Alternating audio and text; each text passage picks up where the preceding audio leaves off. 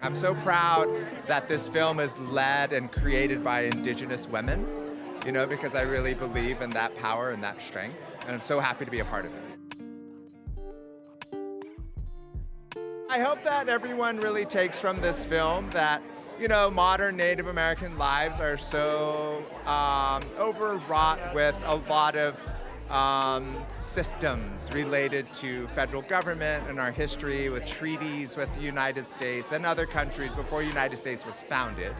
But we still managed to find hope, and connection despite all of these kind of imposed systems. And also family and tribe are so important, that's the core of who we are as Indigenous people, Native American people.